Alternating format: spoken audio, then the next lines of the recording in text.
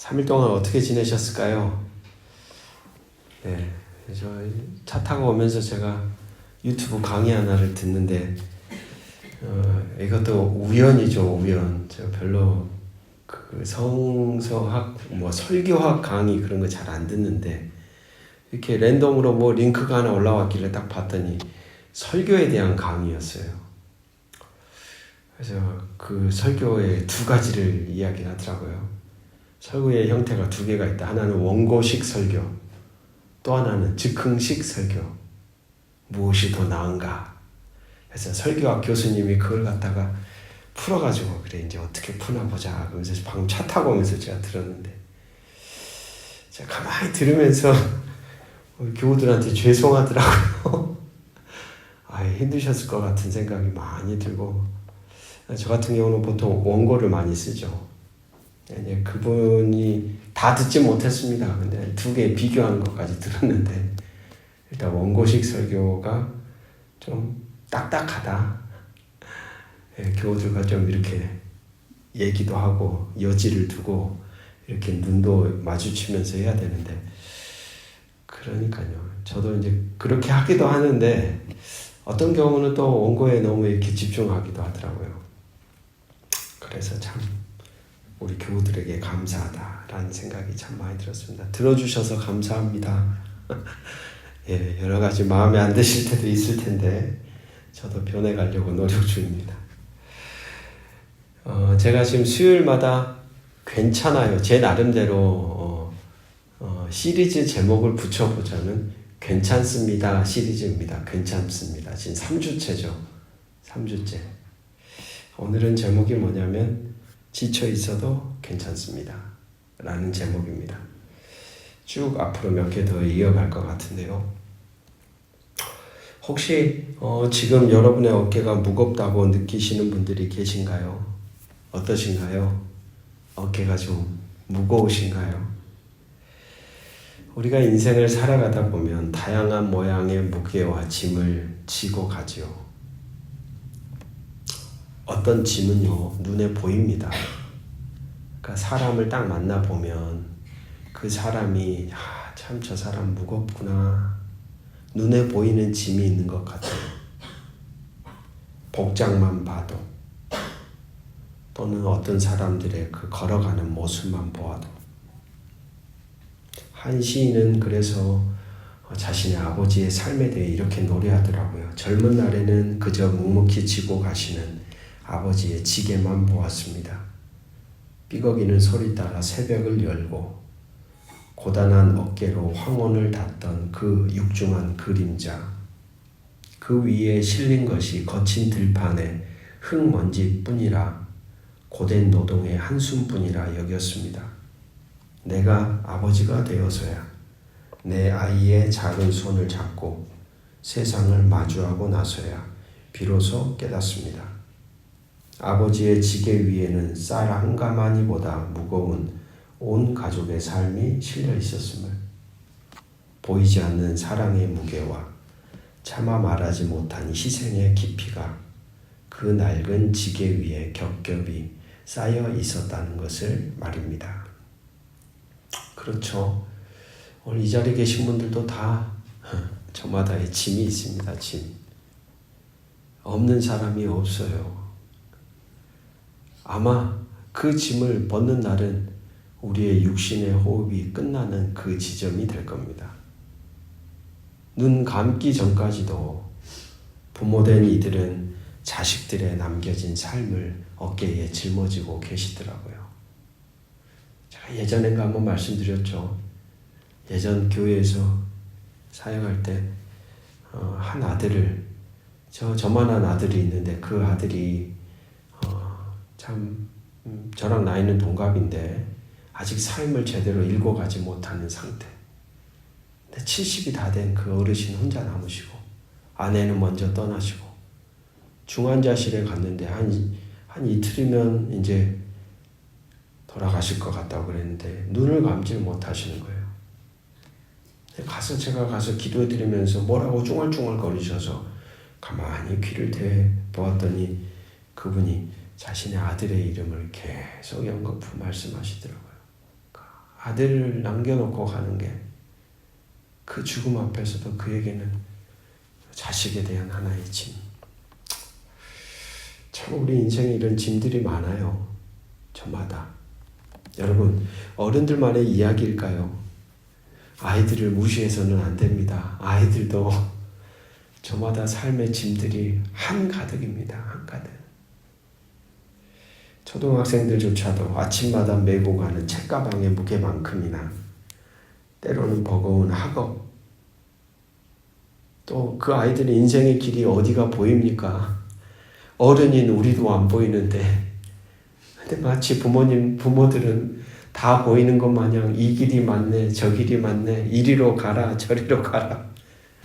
사실 우리도 인생의 길을 잘 모르면서 이 자녀들조차도 그런 어떤 학업 부담, 친구 관계의 또 부담, 어른들은 다 알지 못하는 그들만의 세계 안에서의 크고 작은 걱정거리가 그들에게는 하나의 짐입니다. 여러분, 그런 생각이 들어요. 누군가에게 우리가 뭔가를 이야기하려고 할 때에는 위에서 얘기하면 절대 안 들립니다. 같이 내려가야 돼요. 아이들의 눈높이로. 손주들하고 대화를 나누시고 싶으시면 할아버지 할머니의 입장에서 얘기하지 마시고 손주의 나이대로 그냥 쑥 그냥 낮아지, 그냥 어린아이의 모습. 그럴 때 이 친구들이 입을 열더라고요. 그런 연결이 저와 여러분에게 있어서 짐 많은 이 세상 가운데 우리가 숨구멍이라도 좀 대주면 어떨까? 어린아이든 어른이든. 오전에 저기 병원을 갔다 왔는데 눈에 다래끼가 나가지고 이쪽 왼쪽 눈이 지금 밤탱이가 됐는데 이제 좀 나아진 것 같아요. 갔는데 세상에 연로하신 어르신들로 가득인데 마음이 또 왜 그렇게 애잔해요. 간호사가 설명하는데 보청기를 안 끼고 왔다고 말을 못 알아들으시네.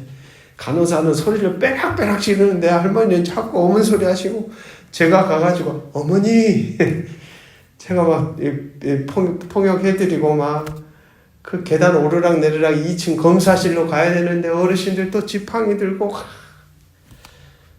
그러면서 마음이 좀 씁쓸하기도 하고 애잔하기도 하고, 치열하게 살아오셨던 어르신들, 그 노년에 저들에게 따뜻한 위로가 돼야 될 텐데 하는 생각이 들면서 오늘 우리가 만나는 이들 한 사람 한 사람을 우리가 어떻게 대해야 될까 다시금 생각하게 됩니다. 여러분, 눈에 보이는 짐만이 세상에 있지는 않습니다.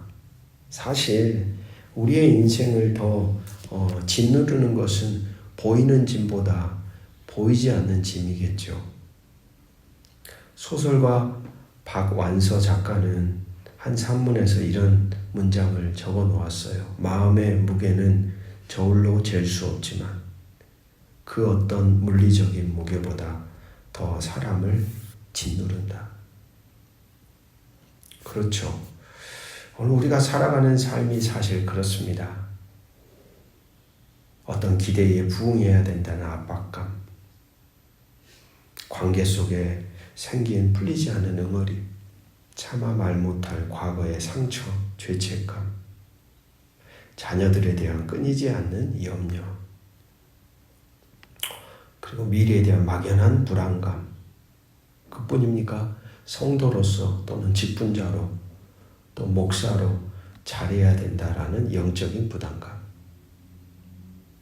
이 보이지 않는 짐들은 마치 안개처럼 우리도 모르는 사이에 우리의 존재 안에 이렇게 스며들어와서 우리 마음을 무겁게 하고 영혼을 지치게 만듭니다.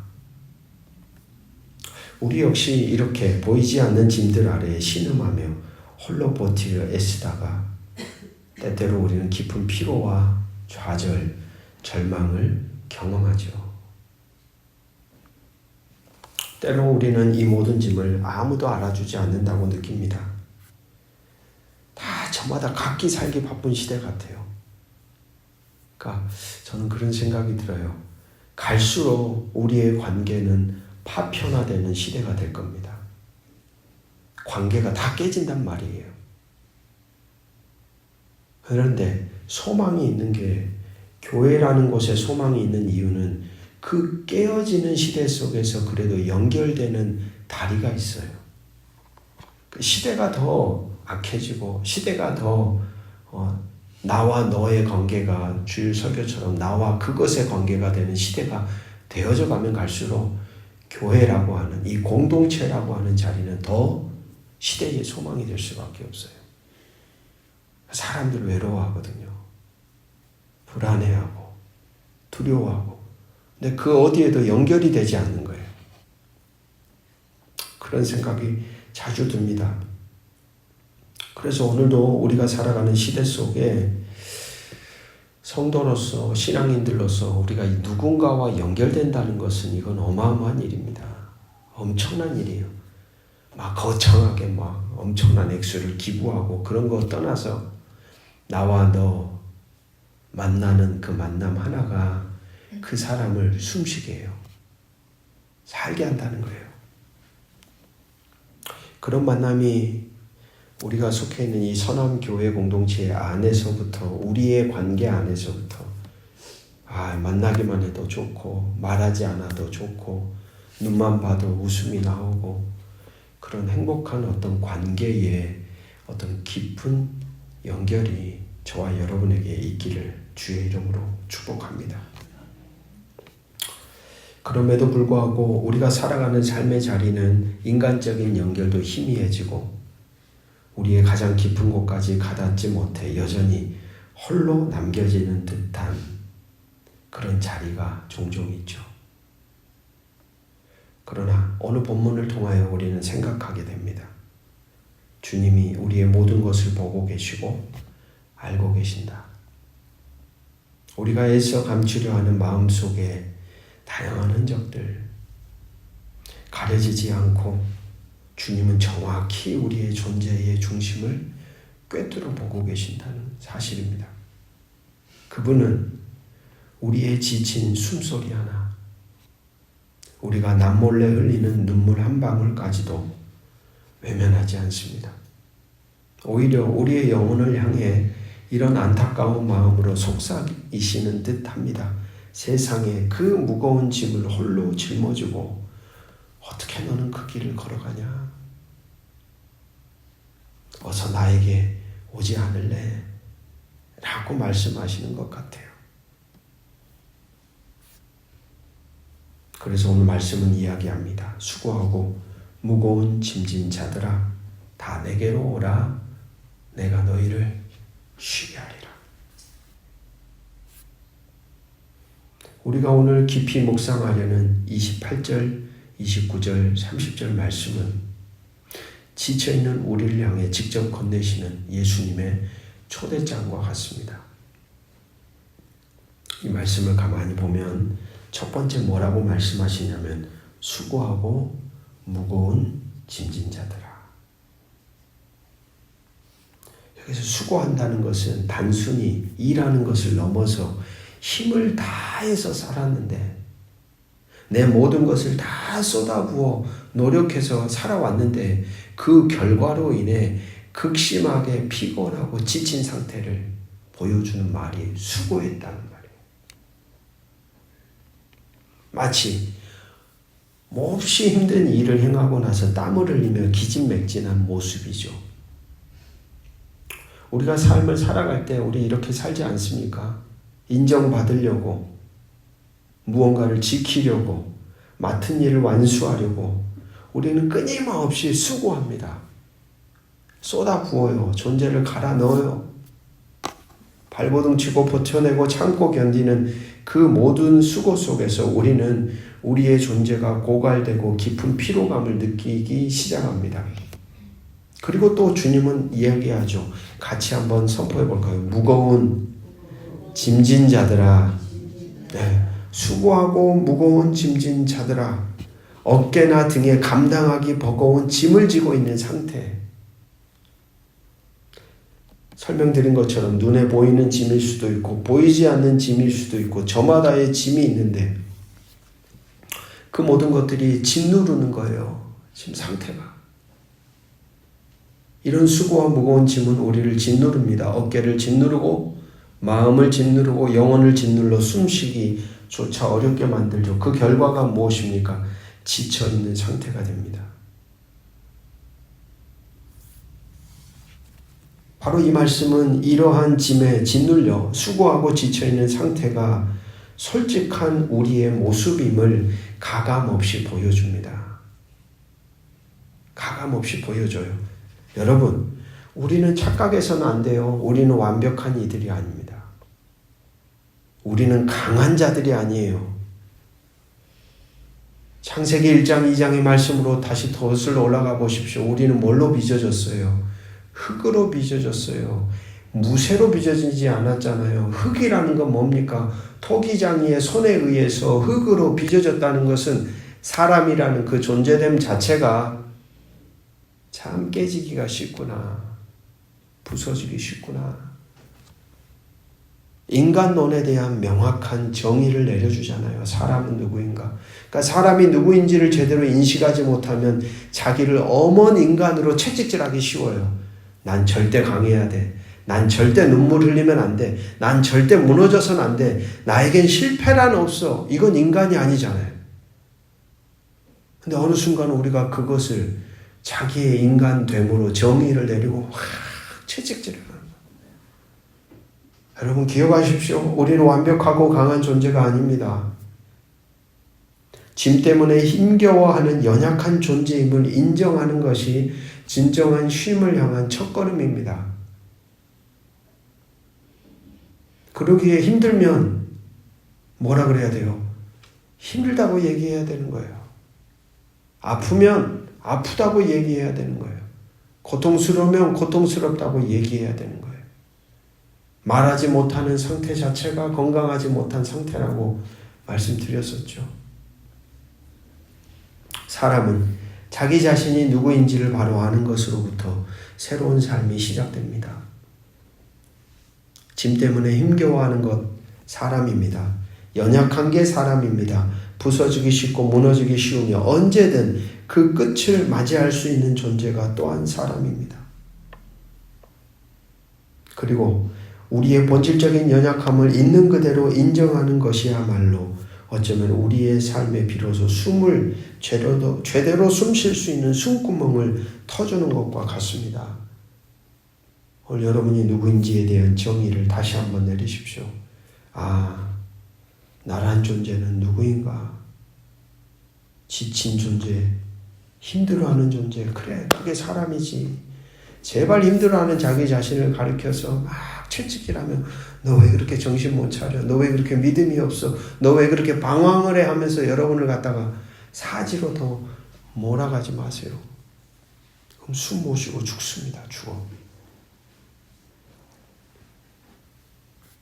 그런 현실 속에서 예수님께서는 우리에게 손을 내밀어 이렇게 초대합니다.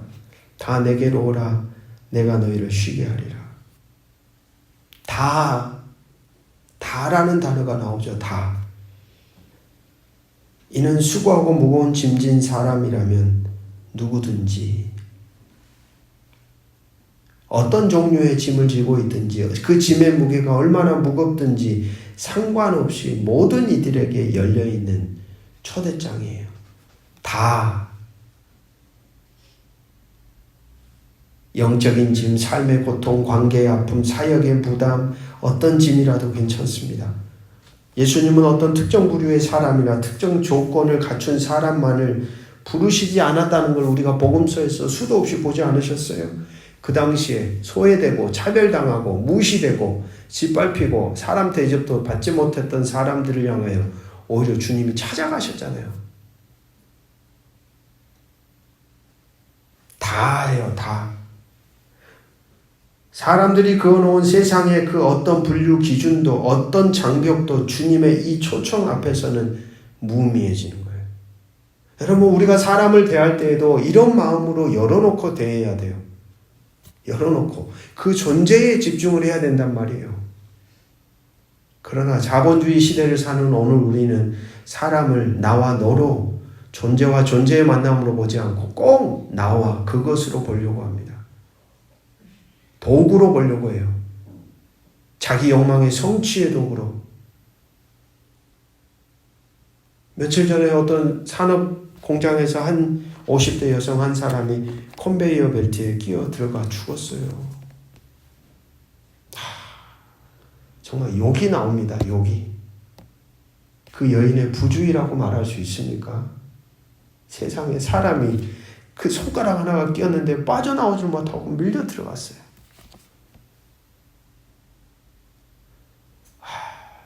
정말 욕밖에 나오지 않아요. 눈 하나 깜짝 안 합니다. 경영주들이 눈 하나 깜짝 안 해요. 사람 하나 죽는 거. 돈 얼마 붙여주면서 그걸로 그냥 수습하고 입 막고. 오죽했으면 SNS에는 SPC 기업 거기 대상들 기업주 기업 명당들을 쭉 써놨더라고요. 우리가 잘 가는 뭐 파리바게트도 있고 써리원도 있고 불매운동 하자고. 이건 아니지 않냐고. 여러분, 신앙인으로서 우리가 의식이 있다는 건 하나님을 그냥 믿는 삶이 아니라 시대의 아픔을 우리가 알아야 돼요. 돈도 없고 백도 없고 사회적 지위도 없는 그 힘없는 약자들을 갖다가 돈 몇 푼 쥐어준다고 불러다 놓고 마음껏 부려먹는 게 과연 그게 마땅한 짓입니까? 하나님의 존귀한 형상을 자기들 멋대로 짓밟는 그들의 모습은 과연 타당한 겁니까? 합당한 겁니까? 분개해야죠, 사실은. 한두 건이 아니더라고요. 한두 건이. 너무 마음 아픕니다. 주님은 어떤 분입니까? 모든 사람들을 향하여 다 허물어 놓잖아요. 모든 사람을 존귀하게 대하시잖아요. 너는 죄가 많아서 안 돼. 너는 좀 못돼서 안 돼. 제재를 걸었으면 우리 가운데 주님 앞에 나올 수 있는 사람, 교회에 찾아올 수 있는 사람 아무도 없어요. 아무도. 근데 주님은 그 존재 자체를 보시는 거예요. 둘러싸고 있는 그가 살아왔던 거 중요하지 않아요. 지금 너라는 존재가 나를 만나기를 원하면 다 와라. 그렇습니다. 사람들이 그어놓은 그 어떤 분류 기준도 어떤 장벽도 주님의 이 초청 앞에서는 의미가 없어요. 오늘 성도들의 삶이 꼭 이와 같아야 하는 것이죠. 사실은 우리가 세워놨던 경계, 구분, 과연 그게 무슨 의미가 있습니까? 다 하나님의 형상인 것을. 주님께 중요한 건 그겁니다. 수고하고 무거운 짐을 지고 있는가? 그래서 너에게 주의 쉼이 너에게 정말 필요한가? 이게 가장 중요한 거예요. 그래서 너가 쉬기를 정말 갈망하는가? 이게 중요한 거예요. 그러므로 오늘 이 자리에 있는 말씀을 들으시는 우리 중에 그 누구도 이 초청에서 제외되는 사람은 단 한 사람도 없습니다. 할렐루야. 이런 질문하지 않으셔도 돼요. 나 같은 인생도 괜찮아요. 다라니까요. 다. 주저할 필요가 없습니다. 주님은 바로 당신을, 여러분을, 우리 모두를 부르시고 계십니다. 그리고 말씀하죠. 내게로 오라. 어떤 프로그램을 따르거나 어떤 지식을 배우라는 얘기가 아닙니다. 예수님 자신에게로 오라는 인격적인 초대예요. 여러분, 신앙이라는 건 홀로 사는 존재에서 같이 사는 존재가 되는 거잖아요. 한 인격체가 홀로 있었는데 주님이 오라는 부름에 따라 주님께 딱 왔더니 그때부터는 나 혼자 있지 않음을 점점점 이게 분명해지는 관계. 주님이 내 안에 계시고 내가 주님 안에 있는 것. 바로 그 초대이죠. 나에게로 오라. 오직 주님만이 우리의 짐을 맡아주시고 우리에게 쉼을 주실 수 있는 유일한 분이라는 이 진리가 여러분의 인생의 길이 되기를 주의 이름으로 축복합니다. 왜 우리가 주님께 가야 합니까? 주님이 약속하셨기 때문이에요. 내가 너희를 쉬게 하리라고 말씀하셨어요. 쉬게 한다는 건 새롭게 한다는 거예요. 노고를 그치게 한다는 거예요. 안식을 준다는 거예요. 짐을 벗어주게 해준다는 의미죠. 이 예수님의 초청과 약속이 바로 짐에 짓눌려 헤어나올 수 없을 것 같은 우리에게 주어진 유일한 탈출구이자 약속입니다.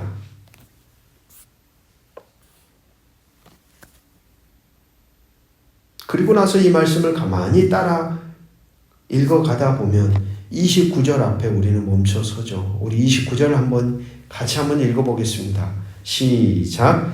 나는 마음이 온유하고 겸손하니 나의 멍에를 메고 내게. 네. 분명히 쉬게 해주신다 그랬는데 다시 뭘 메라 그래요? 이 앞에서 우리는 갸우뚱, 약간 모순적인 어떤 말씀 아닐까? 여러분, 멍에라는 것은 두 마리의 동물을 묶어서 함께 밭을 갈거나 짐수레를 끄는 데 사용하는 나무 도구죠. 그러니까 큰 소가 있고 옆에 작은 송아지가 하나, 또 걔는 있으나 마나 사실 옆에 있는 이 녀석 누가 끌고 가니까, 이 큰 소가 끌고 가니까. 멍에는 수고와 노동을 상징하는데 어떻게 멍에를 맨다고 쉼을 얻을 수 있을까요? 이것은 바로 주님 안에서 누리는 참된 쉼에 대한 하나의 역설의 말씀입니다. 우리가 쉼을 얻는 것은 멍에 자체를 완전히 벗어 던질 때가 아니라 나의 멍에, 즉 예수님의 멍에를 메고 그분께 배울 때 비로소 가능해진다는 거죠. 이것은 짐으로부터 도피나 회피가 아니라 짐을 지는 방식, 그리고 목적을 바꾸는 것입니다. 여러분, 우리가 예수님의 멍에를 메고 그분에게 배울 때 우리는 왜 쉼을 얻을 수 있을까요? 오늘 말씀에 그리하면 너희 마음이 쉼을 얻으리니 이는 내 멍에는 쉽고 내 짐은 가벼움이라. 이 말씀은 몇 가지 중요한 이유를 우리에게 들려줍니다. 첫 번째는 예수님과 함께 멍에를 메기 때문입니다. 예수님의 멍에는 혼자 메는 멍에가 아니라 예수님과 함께 메는 멍에입니다. 두 마리가 함께 멍에를 맬 때 힘이 센 동물이 더 많은 짐을 감당하듯 전능하신 예수님께서 우리의 짐 대부분을 짊어지시고 우리는 그분의 발을 맞춰 그냥 걷는 것입니다. 우리의 연약함에도 불구하고 강하신 주님과 함께 짐을 지기에 그 짐은 감당해지는 것이겠죠. 둘째는 우리는 온유하고 겸손하신 주님께 배우기 때문입니다. 여러분, 주님은 강압적이거나 무자비하게 몰아붙이는 악덕 지배자가 아닙니다. 너 이거 매야지 하면서 강압적으로 온유하신 분이라는 건 뭘까요? 상대의 상황을 헤아리는 거예요. 아, 얘가 이것을 짊어질 수 있을까? 그래, 좀 더 줘봐. 아, 좀 힘들어하네. 그럼 혹시 헬스장에서 PT 트레이닝 받으신 적은 없으시겠죠? 저도 받아본 적은 없는데 PT 받아보았던 한 목사님이 자기가 한 30일 받고 나서 너무 몸이 좋아졌다고 막 이러면서 저한테 자랑을 하더라고요. 근육이 있다고. 근데 그분이 뭔 얘기를 하냐. PT 코치가 있는데 진짜 혼자 가서는 이걸 못 올리는 거예요. 이걸 혼자 가서는 죽어도. 근데 PT 코치가 딱 와가지고 파르르 떨고 있을 때 이 봉에다가 손을 살짝 얹어가지고 살며시, 힘도 거의 주지도 않는데요. 그냥 이 정도, 이 정도만 하면 갑자기 번쩍 들었다가 다시 또 파르르르르 이거 올라가나 이렇게 떨고 있는데 코치가 와가지고 또 한번 살며시 하면 번쩍. 근데 중요한 얘기를 하더라고요. 그때 근육이 찢어진대요. 그 포인트를 가야지. 근육이 찢어져야지 그 찢어진 근육들 사이로 힘이 이제 붙기 시작하는 거예요. 근육이 커지기 시작하는데 대부분의 사람들은 이러다가 아유 모르겠다. 찢어지기 전에 다 가. 그러니까 근육 크기가 항상 고만고만. 가만히 예수님과 함께 멍에를 맨다는 것을 생각하는데 저는 그 이야기가 떠올랐어요. 여러분, 멍에를 맨다는 것은 사실 우리의 인생에서는 죽기 전까지는 멍에를 벗을 길이 없어요. 인생은 고해라고 말씀드렸죠. 젊을 때는 젊음의 날대로에, 노년에는 노년의 나이대로에. 보니까 모양만 다르지 제가 보기에는 이 시대의 흐름 따라서, 세월의 흐름 따라서 저마다 짊어지는 짐들이 다 있는 것 같아요. 그럼 어떻게 할 것인가? 감사한 것은 주님이 마치 이 헬스장에 있는 PT 트레이닝 코치 같은 느낌이요. 그 여정마다 우리와 같이 가시는 거예요. 내 상태를 아세요. 내 눈빛만 봐도 알아요. 아, 이것이 지금 오늘 힘들구나. 아침에 눈 떠가지고 아이들 잠자리에서 나오고 말소리 딱 들으면 위수미 집사님 어때요? 애들 상태 알죠? 얘가 감기가 들었는지 기분이 어떤지 그냥 저도 그러거든요. 꼭 그처럼 주님이 우리를 안단 말이에요. 여러분, 안다는 건 이처럼 귀한 거예요. 누군가 나를 알고 있구나. 누군가 나를 알아주고 있구나. 누군가 나를 자꾸 바라보시면서 나를 체크해주고 있구나. 누군가 나를 바라보면서 알게 모르게 도와주고 있구나. 이건 얼마나 큰 축복입니까? 근데 이 멍에를 맨다는 의미가 꼭 그와 같아요. 여러분, 하나님은 우리가 온실 속의 화초처럼 그냥 바람만 불어도 태풍만 불어도 화라락 날아가는 그런 존재로 살기를 원하시지 않죠. 왜요? 우리가 살아가는 이 인생의 여정이 호락호락하지 않거든요. 태평양 바다 같거든요. 언제 평온했던 바다가 뒤집어지면서 난리가 날지 우리는 알 수가 없거든요. 그래서 주님이 우리에게 오라고 하신 거예요. 그 멍에를 나랑 같이 매자. 너가 짊어지기 버거울 때 이렇게 내가 조금씩 올려줄게. 너가 감당할 수 있을 정도만 내가 너한테 부여해 줄게. 그럼 나머지는 뭐 해라? 나에게 맡겨라. 기독교 신앙을 가지고 산다는 것은 저는 목회자로 목사이기 이전에 제가 말씀을 읽고 말씀을 전하고 또 말씀 안에서 하나님을 발견하면서 느끼는 건 이건 진짜 축복이구나. 인생에 자주 확인하게 됩니다. 그렇습니다. 주님은 우리가 더 자라가기를 원하시는 거예요. 우리가 눈 감는 그때까지 그 자라감의 여정을 홀로 가지 않고 우리 곁에서 같이. 세 번째로, 결과적으로 우리의 마음이 쉼을 얻기 때문에 주님은 나에게로 오라고 하십니다. 우리가 짊어진 무거운 짐은 단순히 육체나 정신을 지치게 할 뿐 아니라 우리의 영혼 깊은 곳을 피폐하게 만듭니다. 주님의 멍에를 메고 그분에게 배울 때에야 우리의 영혼은 수고와 짐의 무게에서 해방되어 진정한 안식을 경험할 수 있습니다. 멍에가 사라지지 않았는데 그 멍에를 짊어지면서도 안식을 누리며 살아가는 법을 배우게 되는 것이겠죠. 그분의 멍에는 쉽고 그분의 짐은 가볍습니다. 예수님의 멍에는 우리가 세상에서 지고 있던 죄와 율법의 짐 혹은 스스로 만들거나 타인이 지워준 무거운 짐과는 질적으로 다릅니다. 주님의 멍에는 우리를 올가매는 게 아니라 주님과의 친밀한 동행 속으로 우리를 인도하며 우리를 살리는 멍에입니다. 우리 같이 한번 따라해 볼까요? 나를 살리는 멍에. 이게 우리 가운데 새겨지면 좋겠습니다. 나를 살리는 멍에구나. 멍에도 종류가 여러 개가 있는데 나를 진짜 죽게 만드는 멍에가 있죠. 누구와 그 멍에를 같이 맬 건가에 따라 달라지는 거예요. 주님이 우리를 초대하는 거예요.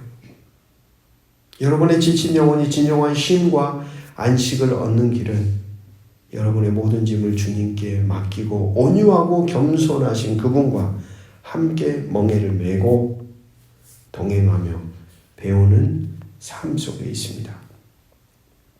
28절 말씀, 수고하고 무거운 짐진 자들아 다 내게로 오라. 내가 너희를 쉬게 하리라. 이 말씀을 붙잡고 주님께 내려놓는 기도를 드려보십시오. 그리고 주님의 멍에를 메고 동행하는 삶의 작은 실천을 시작해 보십시오. 그때 주님께서 약속하신 영혼의 참된 쉼을 저와 여러분이 경험하게 될 것입니다. 함께 우리 기도하도록 하겠습니다. 길 위에 동반자이신 주님, 오늘도 우리는 세상의 수많은 짐에 허덕이다 지친 모습 그대로 당신 앞에 섭니다. 괜찮은 척 스스로를 속이며 마음 둘 곳 몰라 헤매던 저희의 어리석음을 고백하오니 우리를 긍휼히 여겨 주옵소서. 수고하고 무거운 짐진 자들아 다 내게로 오라 하신 당신의 음성이 메말라 버린 우리의 영혼에 샘물처럼 다가와 위로와 소망을 길어올립니다. 세상의 멍에는 우리를 이토록 짓누르는데 어찌 당신의 멍에는 쉽고 당신의 짐은 가볍다 하시는지요.